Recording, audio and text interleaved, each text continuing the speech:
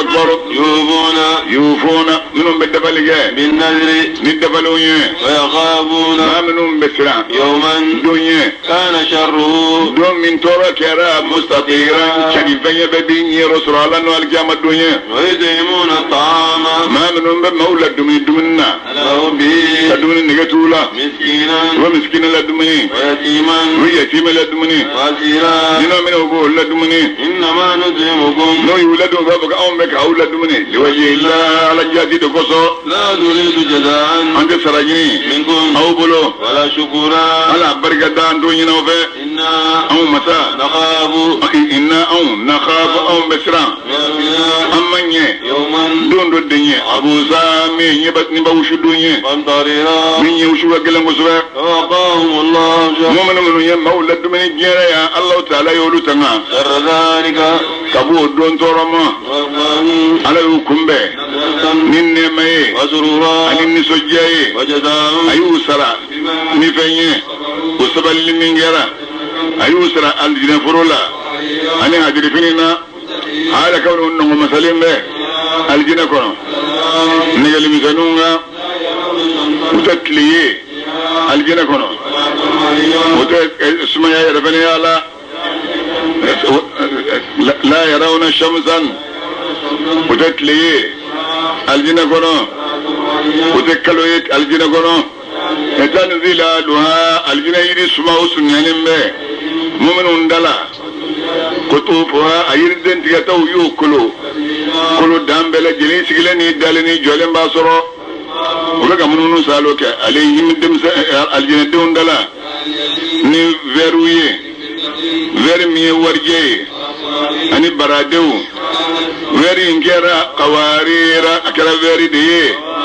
ngame veri ma min fiddatin kabni warje la ka warje ka veri ka verje labben ibitu ka kono jiya kono ibe ye veri basket tasma ka bi tasma be tasma deu aljina ma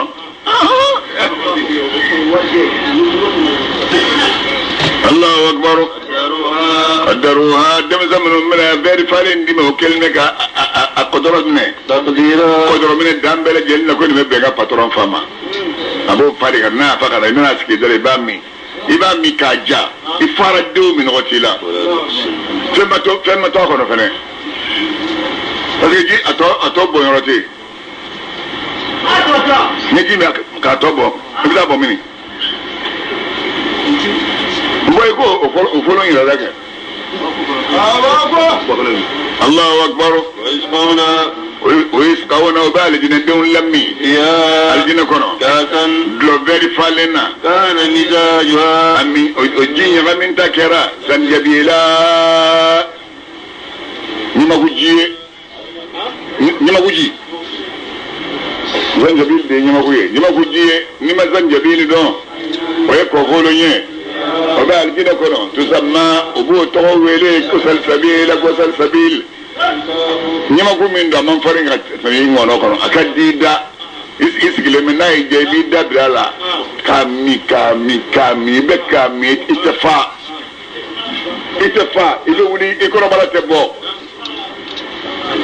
kabunya nya fami anige borana otale jalu bwa kona ma adi ba dono ya di amada ويدوب ولدان لما زوم بك من سالوك عليهم ولدالا مخلدون لما زوم من دوم من دم سيا سوريغا تمنامي ni sura ka dem sere nunye ebu bisriya uchaya koso abiki ya ko luludo no to juru tigara ka chari nduma tmunami mega kuma ni fe min tlo bengana ablai ni sura ka yeli ke yeli no aya tafiya ka daga de abe soro ni yo ke ni ke bi yeli ke ako ni sura ka yeli ke yenno ina yeli ke na iman ne mala masega mimma ngutufo ibe fanga yinyala kabira fanga minno kabo alihim thiyab sundusin daranya misal lagi baddo nimbu kana min bagala mado wa istibraqani daranya kuma ويا الجنة دوم مصري أساور كل ورولة من دلم ورجلا ربهم وما يولمي من جلا فهورا من سنيا لمه no kero ba fu makoni min vli nema min vle min gera saraye lakum aw mu'minun aishu min gnyero ni ala ya kabara kera mashkura bargada fayne ala yoro aw masa aw tigi aw ne qur'ana jigi e muhammadu ma tanzila jiginna wallahi anya do andang ne na wada amla kalana anya do andalin baran daga ne limin na wada amla kalana nganyo lame fasbir e muhammadu ka sabali yo mi rabbina daga kiriye ولا تطيع ثم جنمتو كراسو متوكو ما غافرولا او كفورا والمما من غير فتر ولا جويه اكي متغفو سوما سوليغا على ويلي ولا على ويلي شو ربنته فسجون ايغسبان ايغسيروبي الله تعالى قال سميع ليلا شولا طويلا من كل غلطه ليلو طويل يا جماعه ما تشاني ما لارس بصرو شوف اقول ما ليلو طويل كده ما لارس بصرو شوف ما ليلو طويل كده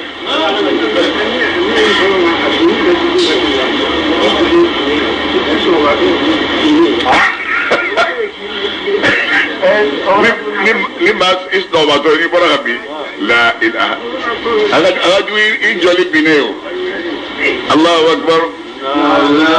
ان هؤلاء كانوا من غافلين يقول العاجلة نمجية المين دكنو ويذرون يوما وبقدون تو وراهم وكفى ثقيلا يدونجين بين القيامة الدنيا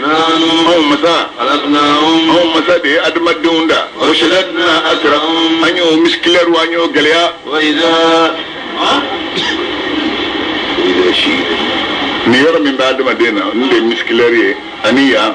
ani sen de sabu ani wuruta ni fanga boran na dre bobo chayala ani de ziflata Allahu akbar tumana mi na ya masajja adama don yabo ambo mafale tabdila mafalinina ako badalna tabdila ayo fawra mi ko kuma le ya fa ba bana gunnon de bale to do ne ne bodo ne ba ninta don ga wari esa ala kai ni papi inta do ga wari mo fa ka do ga ai o dinu sa ni o do ba do fo itala minu ba don no le wo tama gwana no ya dubali gwana no ya fi duguma e ba manga me be kina ko kulu jigina ka no ko ke ga ta isakoro dubali gwana se ga ta duguma الله أكبر إن هذه من قرآن من فلا قرآن يواجد ديه ورسول ربي نايم ما من جاء إن أسرمنا إلى ربه كتيم من قرآن كلامية سرمنا السجاوية إلى أن يشاء الله فقد الله تعالى قال الله تعالى على كيرا دوني مسائي akiri bereno akabara oro ala ben maddo ni mami haja iramati agayina ko ala man andora agayina ko no yira to ni mawo ala illa sabal labbe qabla ulunye ben madimi suratul mursalat ni mursalat ko bo suranye makiyatun ngado 50 aya bidur be suray ngono ay kala na min Allah taala to barka may ni ne mal bolen di Allah taala arrahim la rayna karagar len dido wal mursalat ni kallani fiye fiye minum becci kanyo wonno mi na fo shoji ci kelma nyome to mi ni do ko ni fiye wulan janjana e ba ya be ko mi fiye dal mi nyon ko iba ko shoji ci mi nyon ko jor mo makati ka bo doni ngatta mi kala do Allahu akbar salati ngallani fiye minum becci bake azan ci ko gelana no lo na ko su bo kabbi ga yuru bo kabbi الناشرات نقال اللي فيهم يفيهم من أمك بسين شري نشران شرننا فالخارقات نقال لنا قرآن آية ويمن وفرفر لك فرفر اللي بيجين نقالون فرق أبو يونا فالملقيات نقال لنا ملكة ويا ملكة من أمك في اللك ذكرى وايلا خضرا كوكل لزرافوي أو نزلا قلنا كوكل بابا غالكاني إنما توعدون قال لي جابي جمعي كاد فهم الله يدو تعلم بأوي لواقع وبكذا سكاتورو فإذا النجوم مامي النجوم دولو تمسات نو نوتوسي كانورو بوالا وإذا تمنمي السماء سانغولو ورجات نو يا تشيتشي وإذا تمنمي الجبال كلو نصبات نو يورو شورو وإذا تمنمي الرسل كيرو وقتات نو يا ufranyonga ndomi والجلاد نو يوتيجاري توي يوم الفضل كتافا كيري تقدوما وما أدراك ميلا الدنيا ما يوم الفصل كيري تقدو يدو جمعي ويل بنانا ينغتا يومئذ ودونا للمكذبين وبنغلو نغباوي ألم نهلك الأولين يالا أو مسا فولو كافر تمنون هلكوا ثم وتمنون نتبعهم نتبعهم الآخرين منهم منكم عم بلغوا كل نمنا نفعل هم ببارك بالمجرمين نكجو كلا بلا جلين كذلك نجوين الله ويل بنانا ينغتا يومئذ بالك يا مدون للمكذبين قالوا نغلاوي ألم نخلقكم يالا أو مسا أو دوا من ماء كبو جلا مهين بجيم يجلا فلين نو يمني جي فجعلناه أي جينجي في قرار سبت يرولا متين مما فوق يلمنو يدين سوي إلى قدر أتعد مجرما معلوم من جلد دون فإنه يقولوا وقتيه وقدرناه أو مسائل تقلي جنما فنيم القادرون نسيبان نيمان نوي أو مسائل ويل بلن ينغتا يومئذ وبالك يا مدون للمكذبين قالوا نتقباوي ألم نجعل الأرض يالا أو مسا مدو كل كوا كفاتا كفو ملفين أحياء نينما وباكورو وأمواتا شو باكورو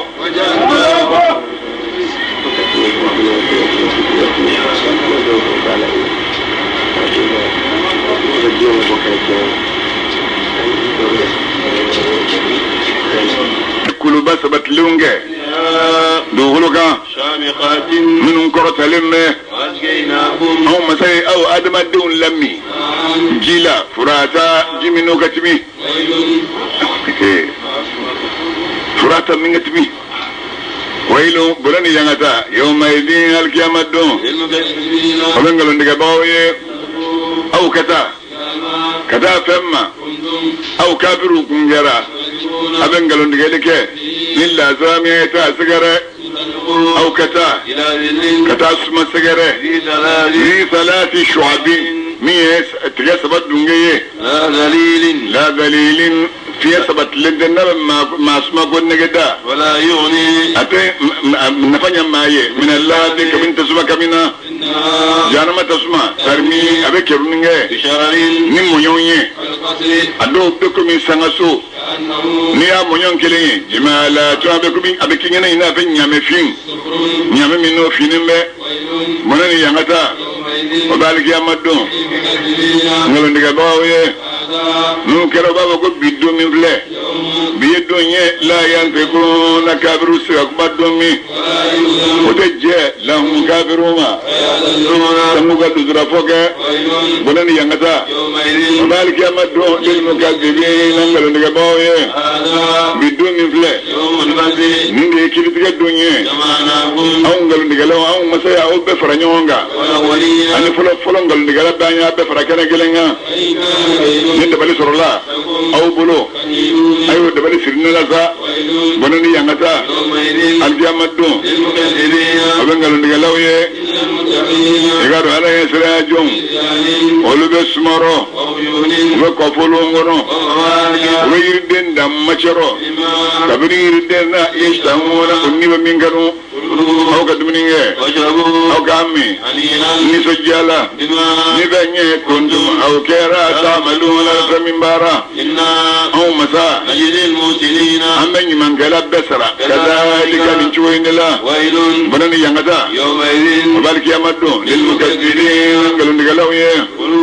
أو كدمنينه وتمتعوا أو كافروا كاير الدم قليلا منشيني إنكم يكادوا أو مجرمون أو يكافروا يه ويل منن ينغتا يومئذ القيامة دون للمكذبين وبنغلون دغلاويه وإذا تمامي قيل نوكو لهم كافروا ما اركعوا ني ngona ya ko ay seli ko zo rukui ke uzo maseli ويل منن ينغتا يومئذ القيامة دون للمكذبين وبنغلون دغلاويه nebe yini ngabaru kan kilen pejmendo qur'ana tibenengo yuminuna kafiru belli manenoe سورة النبأ ni akubare ko bo suranye يتم mangado ida warbaun aya yabidan nikilen be suray ngono ay kalanda min Allah taala to barka mai nyene mallo bolen digi Allah taala arrahim la rayna karaga digi do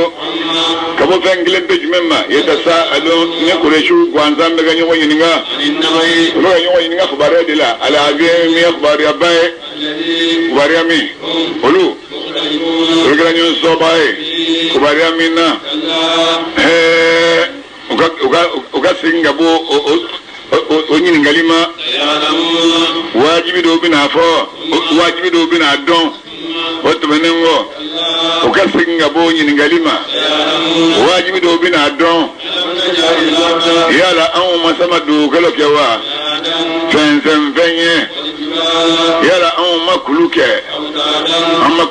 boloye an masai awada madunda kaken don ye cheni musuye abe sunoga mingi an masai oke tege lafiya boye farkulo ye anye shuke libasan sirifini ye anye tleke maasha balo nyini wakati ye anye ulon vlajo waukakum awsano nunga gereno ye sangolo ulon vlaye anye fitne menenge mime menenge yo kala وأنزلنا ماء أو مساء جيجي من الموسرة كبا سنبشي دولة جي من قلب بوانفني أنيو كم نغسا أنيو كسبو مجيني أني فونغو نوي بيوني أني نغفرو الفافا منون دبلي من يونغا إيقا دو كيرتك دون وكيرا لا يتدون يكافرو دومي نوبي فيلك برو أو أدم الدوم بنا كبو كنو أفواجا جمكلو أياترو يسانغلو دايلة سانغلو كيرا أبوابان بوندا دونجوية ويكلو تا كبو كلو كوكا كلو كيرا سرابان غونيه إكادو جهنم كيرا مرصادات مكونيوري لطاغين ما يدنجوية نو يكافروية ولما يرفن دو حال كون ودو منين دو فيها جهنم كنو جمنا شام وقت شام بوغا كنو بردان وتسميا نو يسنو يوتو نني جهنم كنو وتم من انجيننا كنو كنا كلا جهنم جوليني أني نني جلم ببو جهنم دونا نيسراي وزاقا كافرية ببين إنهم إكادو كافرو ولو كنغيرا لا يرجون حسابا ولو كنت بسكيالي كولاشلي ولتو جريا كذبوا ينقلوا نغالي بآياتنا نعم مسرا قرآن آيوية كتابا نغلون دامبلا جلنا وكل شيء ينفع وفع أو مسا يعبد جيشو كتابا كاسر لو المحفوظ ولا كنا من إسراكا فذوقوا أو كافروا كنن ننجي ولن نزيدهم أم تأوجد دولة إلا عذابا ونكر العذاب إنما فازا إكادو كشير به للمتقين عليه السلام جويه حدائق وإن غفر بويه وأعنابا أني رزن تزو شاما وكواعب أني مبترشين فالين شاما أترابا من بي فلانقلو كلين وكاسا أني فيدي فالي ياقا وكا أبينك بودوني دلولا لا يسمعون الجنة دون تبنينك فيها الجنة كنو لغوان باتركانا ولا كذابا وتنقلن كاما كنو نيه سراي من ربك كبوي مايرو كيسو فيك بكون يمبو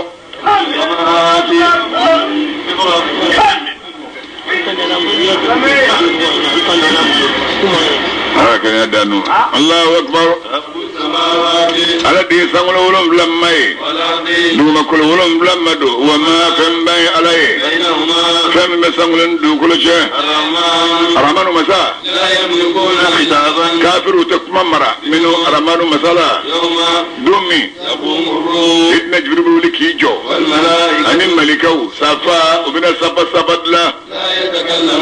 dam ben jisra kuma illa man famana ke mami ajina rahman ya rahmanu masajjana lahu mamma kiko kuma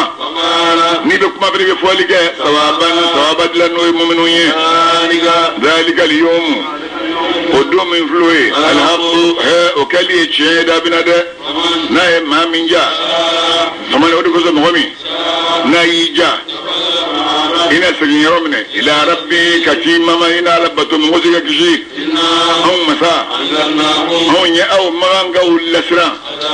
la zabanye riba min gasur barkan venna bin admadin ma gasuro dommi admadin kilingilin bela geleme file lige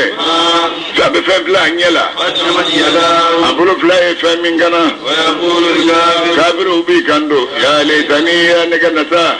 hal nakuma ke turaba bumuriya turayu abawunye bagaw ngelam na geburiya bagale kalbagale rege buriye minna ziyatikum busuranye manga do situ marbaun aya pinani ni woro de busuray ngono aya kalanda be Allah taala to barga mai nyene mallo bolen di Allah taala la rayne kalgarlen di do kallanni malikaw yeminum be kafirin ni fushi harban jayala nashidati kanitfa damin don ha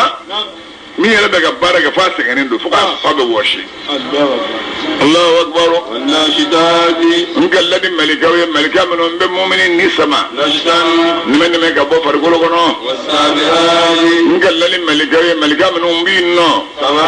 no ni na sangolen do ko che wasabihati ngalladin malikawi min be nyon ko ko nyon nan mu'minin ni ga dal jina kono ni islam sar malika do ba mene to bi da ko billahi ilaha illallah fa no fodar sada jina ko ni ko bogoye mudabbira ngallani malika min be dabalisri amran adba ni ko nyela yawma ninde ne kallu ya sakalli jabi me tubazuna ya kufaran magay aw ma ngabiru bina kunu yawma kunni be gaddomi balju rajibadu irayral babe irayral kenno e dugulo yi rajibadu no kera no mene ba koro yele ba be tugo ko rajibatu folo e burfiya folo rajifai ne rajifatu tibana ka boy rajifatu bina koro yele ba min te menani mena fako e burfiya flana ye dusgumbe yawmaidin burfiya flana ndo wajifatun ulusra nemme azara odusgun yeksew ajadun umajigin me yaquluna dusgun du bafo ayna yala aw lamarduduna aw yesayen banye la amradi kaka biya quran noro ayna yala aw lamarduduna aw yesayen banye ila biradi kadanya na ma salengo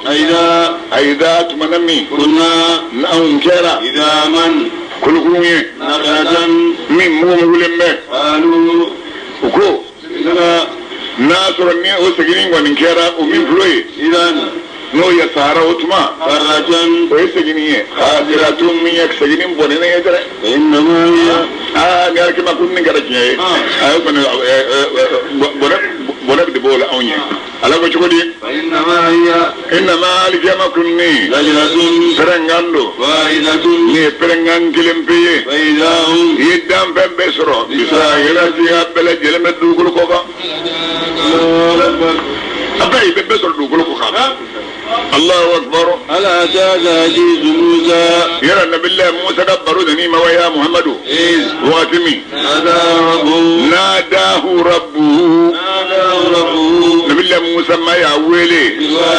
kofolo ngono al muqaddas mi kofolo sanmaye no yidi tuwa kofolo ye ako Musa ma ekata إلى فرعون kata Firauna sagare إنه igado Firauna طغى ayi adara يقول afai علق yala bebbe Firauna wangi wele إلى أن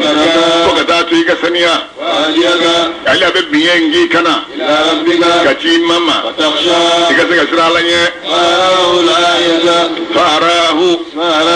nabile Musa Firauna irali nyonya kaba kula al-kubra mi kaba kubai فكذب Firauna yengalo ni yalige وعتى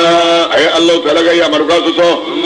amadoma أدبر ayi kodi ka bolli maniyama يدعى abeka tama dugulu ga bicheni تاجا ay kore dru faranyo wanga فنادى ay wele da mauchero فقال akuma أنا neme flega kuma ufe ربكم ne dia au mai la la mi mabili ba ko mai ne dia au mai makoro tele mamseni anatele mebbebulo misra ka bebulo ale o de natale be manga mo man ta bo design ko sangana nai ni na nai jodi bulo kantara misra uga ko fam uga rzam ko uga rzam be barade e man natale le frona natale yon le ni misra be mete o de mebbe ni da wala ki je ka go bon min ba bulo hinni ne de belebele ala bayni akoji wodi أخذه الله من قرار من patron di mina patron go qala ta'ala ya fir'auna mina ni kuma laban yangata ya mina noye walula ana yafulo min fa ko amma alimutu lakum min ilahi nima ala wala du'aula min yarate ayamina noye igado wajili be mimma min siraga fir'auna mina jo ya labulo wajili bala mai yakhsha man misra Allah ta'ala ne ne ba woni nga yala aw ma ngafiru aw de gaggele dajbu lawa wal masangulo de dajbu gaggele aw masaye sangulo korota aya bil korota sambe banaha aya sangulo jo bana alay sangulo jo rafa samga aya bil korota sambe ka dakanye ashu ayo ke dibiye atla ayo ke yelenye dugulo بعد ذلك سامولو دالينغو أن دوغلو فنسة ناكو يدوغلو فنسة ما هو كاي دوغلو ما هو تشجانو ما هو تشجانو الله أكبر أن دوغلو جي أيوه بيانو سعدية بابلا أبنا أما هو خرج ده فأخرج يفهم مثلني من دي مالك لناي أخرج ماءها دوغلو جي أيوه بو دوغلو يرالا أنا أبغان دومني يرا يو بوالا كلو على ديو سبتي دوغلو كوكا كوكا دامني لكم أو أدب دوني أنا كسورة بغوني تمنا مي جاءت طامة تقدر تلقوا ربك نوننا مي تقدر تلقوا ربك بلي بلي نمبي أوا alishaba dibe ko ba ko ibete bi ni mbiawa yem malika kele na toy ko ngolo ba kele malika kele do bina sem ba fla bala sem ba iyo yinya la kolo sem ba fla ba be tanyon ba be danyon ve ngolo ba kele tikin numena ko adama dinu yere be mindi subhanu kuma ala ko takuba mini la ilaha illallah allahu akbar ologe domi adamaden hakili be jigi fengo sa ay bara o bara gejnie ko na be hakili be jigi abe ko wajuli ke ba yi waju hakili be jigi abe la kelingilo robe karsa inu ko ne ko karsa inu ko ne Allahu akbar adru jahimi jan masud chika buso ka dakane ka mo yara ni be nyeli ke nyeba jolina amma mogomi ni ya dara ni kala kafiriye ni nyina ma yasrondi ni nyina ma kundakala suruniye itguri ni do kwanzan de ko garu jaymi jan maso o tri o di sigoroy وأما من amma mugabi ni ma min sirana maqama rabbi kibla de man yakun lana Allah wa na nafsa in bali kaba dumoma innal jannata gado aljine ko titri ko di sigire ni machaya ya rahman wal man khafa maqama rabbih jannatan mama ni sirana alkema de kibla do al yata aljina sofla ita yeblo Allahu akbar ومن ينجا يا محمد كبالك يا مسامة أيانا موسى ويلا وقت من ناكر مجو في مان ابن منجلنا من ذكرها كبني الكيامة دوننا منتهاها الكيامة دونين دا إلى ربك أبقى تيمة دما إنما محمد كوني منذر كوب سورانيه مانغادو 42 آية بناني نهاية فلاد بسورانيه أنا كلام ده من الله تعالى تبارك ماي نيجي من لبلين تيجي الله تعالى دارين كلام لين تيجي دو نبي ما يعني سيسي الله أما زوجة توفى فيو أما مانغتو فو نبي مانغتو رسولي مانغتو يا بابا Mamadou de toi, ma kina ba Mamadou bo. Ala kala ka bo ala.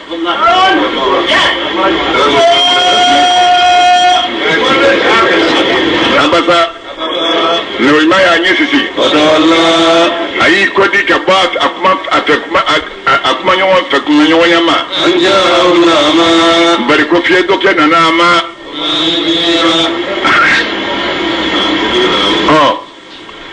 Manga on nalembe unu gadli mambo daflim bo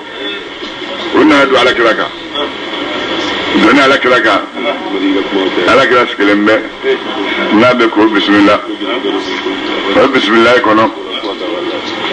kirana talembe ni nunu se rakma menul sona ha balaw min ba'd la manjamana ka baba kale no to kuma lekoro Abdullah ibn Maktum fi dodo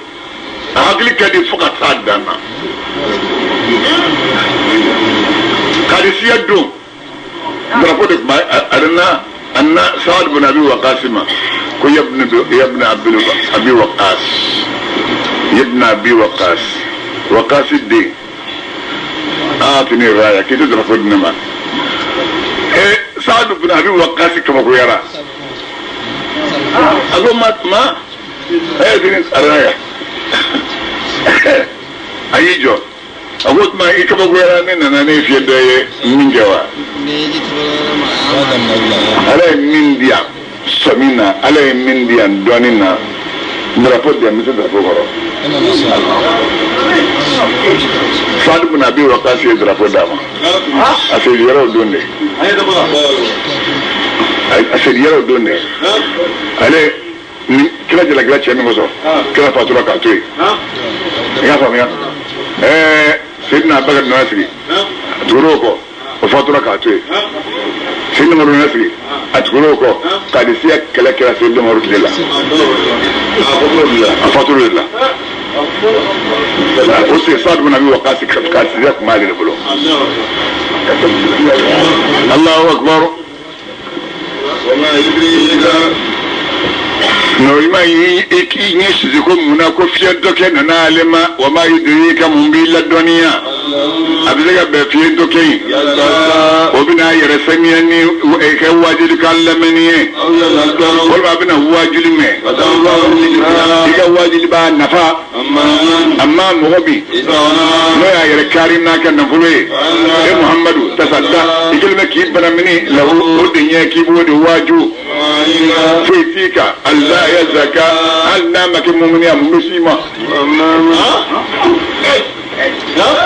هل نامك مؤمنيا مسلمة إلا واجد دروني من زمان نقول ده تقول مبودلا من تان نور نشرين بوما إني كودولا amada sabna min tobi wala me amma mogomi no nani segere abeka tama kana akilama yakhsha abisra alanye ibi jere shugula anu gaboma kalla kalanya wayre ke ko be Allahu akbar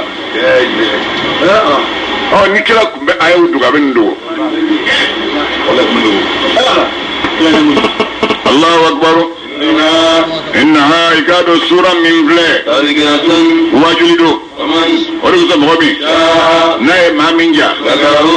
إنا تنكير واجو ناي أبيك قفو كنو قفو منو نقفو على يرو قفو من كرو تعلمي سامولو لا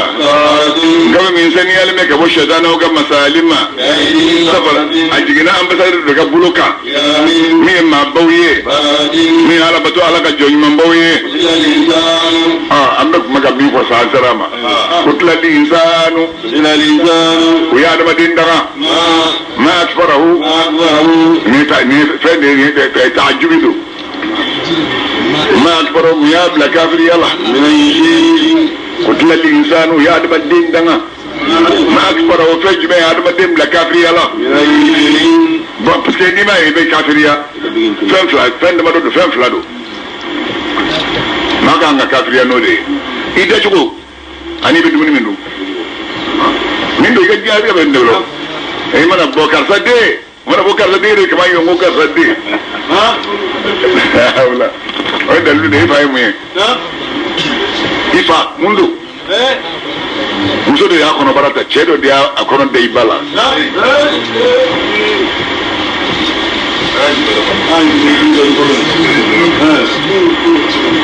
Allahu akbar bon na so yijiban gunde yi da chugo yimna yi she fengilen pejimenna na lay adama din dawla mino nyafiye ni mi da fendo e joni ya dale e yere dombali yimani kam so wasli no le ma kitek ma be ti problem mala ligi baddu muge bi sena ki le lo hol mi talon du sena quoi ni ma yi ti problem mala ibi da chugo don nita don lame min nutfatin mani jila alaqahu ala adama din da kaba mani jila na tunna du mahali shaytan sogi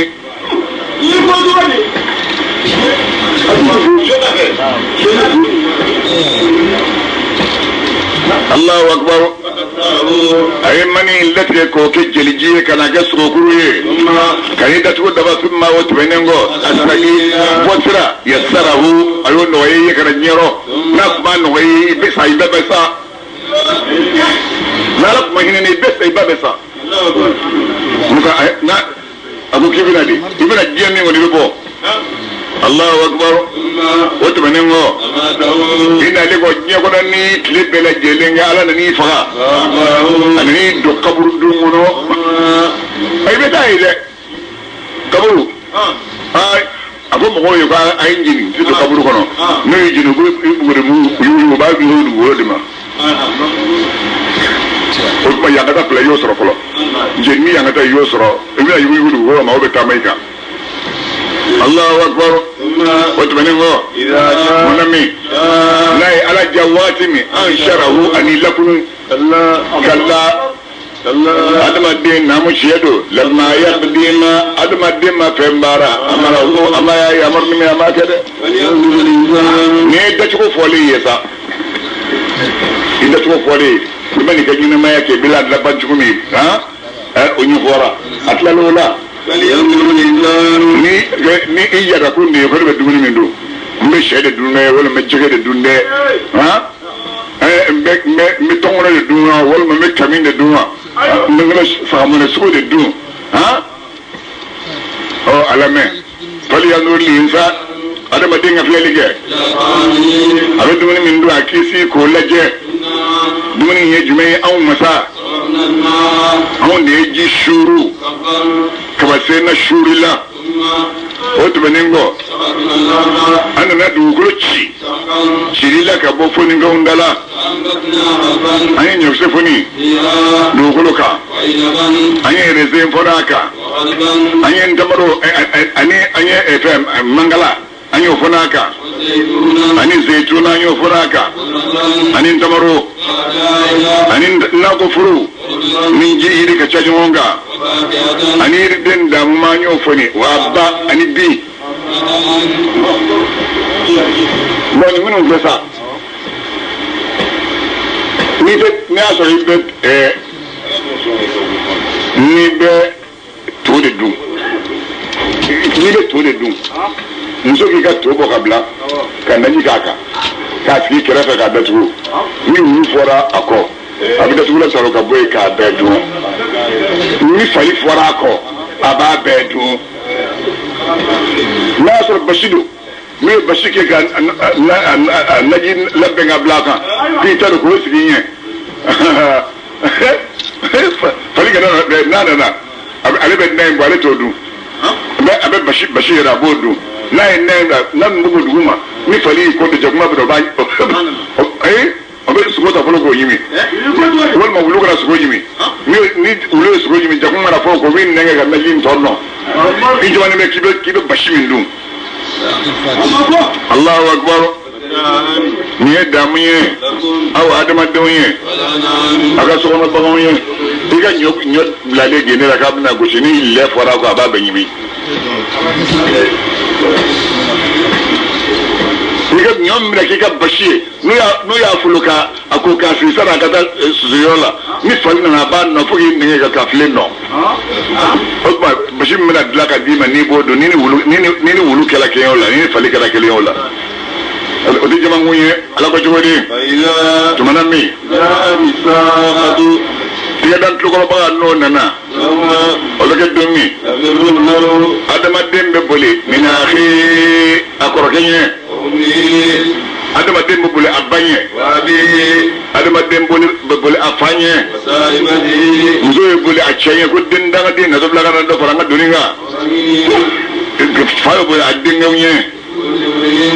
i b'a fɔ ko sanu kɔɲɛ bɛ adamaden kelen kelen bɛ bolo kabini adamadenw na alikiyama don yo ni min bɛ kelen kunkan doni bɔ mama bɛ doni b'i bolo min b'i kunkan doni bɔ n'i fa na to i b'i dogo muso b'i dogo a den ye o tigi yɔrɔ si alikiyama kɛnɛ ka taa Allahu akbar ɲɛdaw bɛ alikiyama don olu nɛɛmalen don u bɛ ka yɛlɛ u nisɔndiyalen bɛ ɲɛda dɔw bɛ alikiyama don gɔngɔn dalen b'o kan dibi kɛlen bɛ ka gɔngɔn datugu ni lahalajugu dungew olu tigitigi o de ye kafiri jama ye olu de ye tiɲɛnikɛla jamaw ye a t'o kɛti weere ni ye kalo tile ɲɛ tiɲɛ kalo tɛbɛ ɲɛ tiɲɛni min ye o suranden ni ye mɔgɔ ka don isamu wa ishirun aya 29 de bɛ sura in kɔnɔ an ye kalan daminɛ ni Alahu Taala tɔgɔ barikama ye ɲɛ nɛɛma lɔbɔlen tigi Alahu Taala ye arrahimi lahara hinɛ kɛlɛkɛlen tigi don iza tumana min tile n'o ye tile meleke ka nɔrɔ ta ka bɔ a la ni kelen kelen bɛɛ lajɛlen bɛna dɔnniyali kɛ fɛn na o don i ye fɛn min bila i yɛrɛ ɲɛ i b'o dɔn tumana min dolu ni dolu binna ka bɔ sankolo sanfɛ ni kelen kelen bɛɛ lajɛlen bɛna dɔnniyali kɛ fɛn na i ye fɛn min hadari ka bila i yɛrɛ ɲɛ wa iza tumana min kuru n'olu ta ka bɔ dugukolo kɔ kan ni kelen kelen bɛɛ lajɛlen bɛna dɔnniyali kɛ fɛn na u ye fɛn min hadari ka bila i yɛrɛ ɲɛ tumana min ɲamuso kɔnɔmaw n'u y'u labila tigi t'u la diɲɛbaga t'u la nin bɛ kɛ don min ni kelen kelen bɛɛ lajɛlen bɛ dɔnniyali kɛ fɛn na i ye fɛn min kɛra ka bila i yɛrɛ ɲɛ tumana min mɔgɔkɔrɔ sugu u y'a bɛɛ fara ɲɔgɔn kan kelen kelen kan k'u ka tajiw sarabɔ kɛ ɲɔgɔn na ni kelen kelen bɛɛ lajɛlen bɛna dɔnniyali kɛ fɛn na i ye fɛn min hadari kɛ ka bila i yɛrɛ ɲɛ tumana min baju n'u ye bajiw minɛ baji bɛɛ minɛna ka tasuma bilara a bɛɛ la a bɛɛ minɛna ka tila k'a bɛɛ ja ka kɛnɛ lankolon to o dingɛ lankolon kulu beke njanjan fiye boke ka dukulu dakinya ibe shafam bla nye kunfu kata bla kunfu ate tufoila obeke do min ni kilingile mera jeli mera doniya like fenna ay fami hadari kabla iranye manami niu nu nu fara kulu siri nyawana obeke do min ni kilingile mera jeli mera doniya like fenna ay fami hadari kabla iranye manami wede min jinni fakakuto koro nana odun yininga koni junun kelen pe men so abu koso ni aw faw yaw fa ko de dem so fe dem so sorle ya do dingala ya ko de den jama pe den sorle ya chienga afa ha den ko ni may lengo ni odden sina do bino bela jali ke ma don ko yininga ko yininga le be do me ko fo yi fa ko jumen ko so ni kilingile bela jeli me doni alige fenna yefami hadari kablire mami gafu ya becchani ga beta dele kadima daga do min ni kilingile bela jeli me doni alige fenna yefami hadari kablare manami sangulo ya busu ina bo be sa busu jumina ni kilingile bela jeli me doni alige fenna ayta mi hadari kablaranye manami yahimi janmaso no ya mene bigi ni kilingere bela jele me doniya like fenna ayta mi hadari kabliranye manami aljine yo madu mu'minuna ma min yusugaluni farasulu sili inya ba aljine la koni yaw do yoro be kedumi ni kilingere bela jele me doniya like fenna fami hadarni mando ibuye ni jumali buye wala waqtu ne kali bil khunnati din nasil bagay ni buli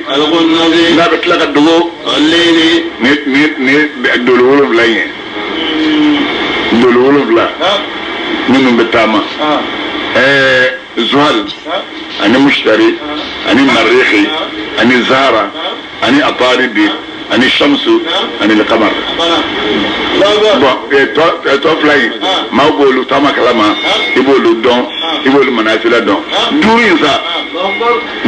no yazwali no mushtari no marishi no zahara no ataridi buruji tan flamin fora no bolo de kono Allahu akbar yankan nishuye manami nishuye nyeshinaka dibiye yankan nisomadaye manami tanafasa na ne killa kabama yaro qur'ani shidenga korgodo shiden ninga bo Allah taala mano jibriliye me fama batri dunge larju dunge ro mami ma fogiye lembe no mnefando yino aminu dara modo ojiyoge Muhammad mage fatoye wallahi ala kira sidna jibriliye ni fanye me fambanye ne Muhammad mage bi danini ma konno juwe ko duwelenga na tak nyara konno juwe anta qur'ana soro Allahu akbar Muhammad mage وما هو قرآن مكة شيطان كربويه من غير فرلا جنبه وين يرج منه أو من هو قالك على كاتشيه من دون نولير جانانا من ما أنكر في السابق مولده أو من هو قالك كاتشيه أو فيتاميني أو فيتاميني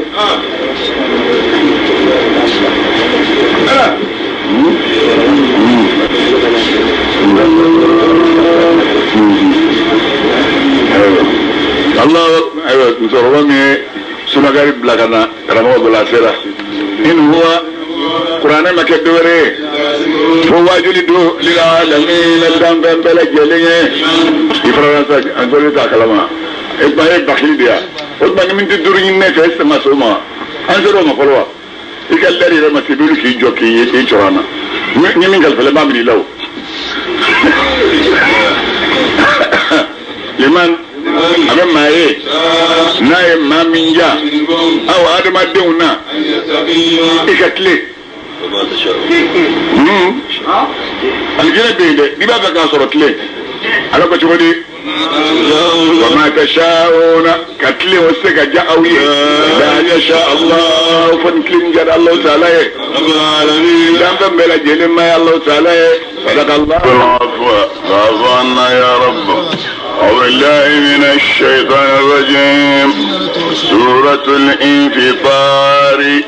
نيشلك فسورة مكية مانغدو 19 آية كنتم بسورة بسم الله أي كلام من الله تعالى توبر يمي يني من لبولنتي الله تعالى الرحيم من لا رأينا كررلن تيدو إذا تمنمي السماء سنغلو انفطرت ناتشي شراك بني وانا ملك وجغنية المتن نوسن نيكل نجلم بلا جلم الدنيا لكودوم ما فنا قدمت أي من كنا وأخرت أداء من يغرو وإذا تمنمي الكواكب الدولو انتظرت نولو بينك الشرقوت وسابلو سامبه نيكل نجلم بلا جلم من الدنيا لك فنا أي من كنا كمن باريوانا والما أي من يغرو منمي البهار بجو فجرت من بجك ببلنيونا بجرا نوكرن نيكل نجلم بلا جلم من الدنيا لك فانا يمين كان كبلي رنيه واخرتني يمين يغرو ممي القبور قبر دون بوثرات نوي ايرك نوي ادايلك ايرك كقلوب ني ادم دون شوبا كنو بجد من نيكل نجلم بلا جلم من الدنيا لك ما فانا قدمت يفهمين كنا أنا يمين يغرو يا ادم الدين كافري مين نجى قبل ملا مسمي مسبيني مسمي أي دك سوين كنتي أي دكية أي دكيتلي أي دكود دكية سون فلات دكية نمبر بلو فلات دكية نمبر نيولا كي جوك أي جولمبك كيتلين شو هو قدر فوق ديما كي كاتا كبري إتلينين له لا حول ولا قوة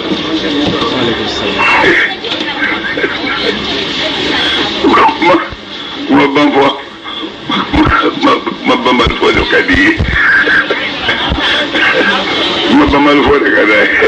كل تاني صعب لي الله أكبر بو سيراتني وفلاد بقى أمبو تايبن تالا بو سيرا بنيادة نمشي أفلاد رون دفرارة تالا بويسا وأسيرت بويسات وأسيرت قبرو من قبرو بوسيرت بويسات وياشو كنون كبواكونو وأسيرت كابوريا كمي نتيجة سنجرا تيجا بوغيرة كلافتا تيجا بوغيرة كلاشومي وديتو نيلوغو وكنا كو نيني فنو نحجي نحجي دي كفن دي كدوني دوتو يوانا جريفيل تراني نلا أدما دوني جريفيل دوني نلا كفن جريفيل niyiri nin kuntige ka dotige nin kuna ko dake ko noro nyoma ko kena do nin be duma o be sambeta kenya ka kaire doye bo tarhibin be tarhim ka dotige ka bo mala mix ba ko fulanu yo ko fulanu ne ba ko ya fulu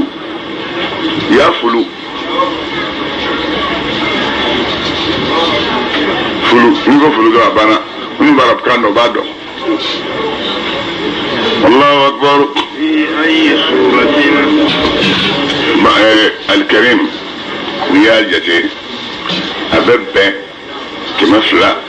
أني بيولون لما أدم الدمبو دكا بدبكون سلام على قدون تدنوني كلنده أبتوكا إلا الناس ني إلا بنبا كما abati kono ni labbenam da kama abati kono mo ni garbe ko ni mani karim ta Allah ba gafe da yi mo ni garbe ko ni ma ni karim ta da Allah gafe da yi iba ta kima fulani bi wolo bla ay ebo de ki ba kono so ne ga bon wadi adama dembo de ga badde bela ki ba fulani bi wolo bla klik ki ba fulani klik bi wolo bla ciu ibo de ga الله أكبر في أي سورة كل منك ما في أي سورة ما نكر الدفلين سورة كل منك شاء نوي ألجا ركبك أي ليلة يوم وشولا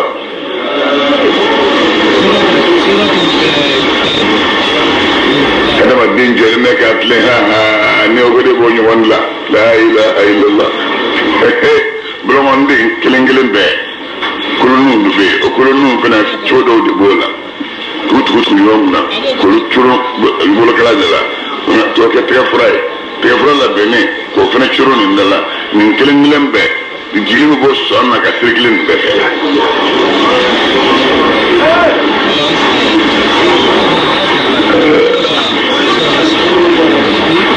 nago ko ga joduma bana mi so jora dura bebe jori ko robe mona bo ko fe ngene killa tata obe souffrance de dima ya fra arafa flene avec comment avec les tan flat tan fra bobe ça ko jili Allah subhanahu wa ta'ala ya no kara do la harata yoy to ko tuma ko ga to ke sa abise ga ne klijume après do bolo ani masan bodo idalla no kara even ne kli wo man no bi ne kli toy mu ya bodron second ma do beta beraka kunu ko ka don bawo kanu o bena ko ala parce que o islam torlande islamiyement torlande idalem de te foi kire Allahu akbar Allah adam den ka bo singa wi ga yere niyamma o mabla aw man gafuru bengalon digalike bidini nalkiyama dunya la fi bin akaru tangani malika wabba aw kilim bela jelen nafe wali malika bawi alama katibin wali suwan baya khabarawla malika num be fandon tafalun abfan fambaro bela jelen kalam babado ni ma ni lanay wasra kirin ayon gilembe jafa eta beneda ni tajoma bagani karsamare ni fodo wosba robe amadi folo ni la ni tanadi o ba ke tan wado tak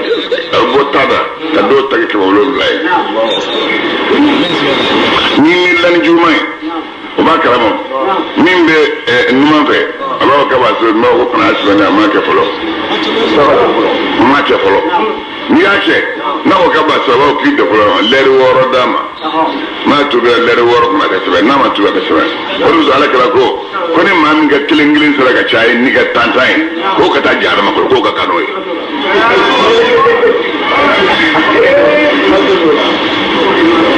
Allahu akbar inna al-abrara ikadu manyu al-abrar jam'u barara man kelaw kan man kelaw ma minhum bayna luka baraka iko la ilaha illa Allah muhammadur rasulullah yofo idola islamia kurba kono mana law man kelendi ay sumarok sekelendi malandama no do malikaw ba ko kan say lo ndamaro sekelendi aba ka ban ndamaro afa abu ni ga ndamaro sekelendi ra matmami aso atibe position yimena fa so ko ko kele mega tiyan ko so dona be ni ga sa ba aba ko kai afa mi ndamaro sekelendi mo Chubula dɔw bɛ o ta ye lɔgɔman kelen lɔgɔman kelen yɔrɔ ŋumini ɲɛnama bɛɛ ni ala jɔnw ɲɛnamaw bɛ yen n'o ye lɔgɔman kelen ta k'a d'i ma i bɛ tile da ye bi ka si n'a ye bi ka sini sɔgɔma kɛ ni b'o seere ne b'o seereya lɔgɔman kelen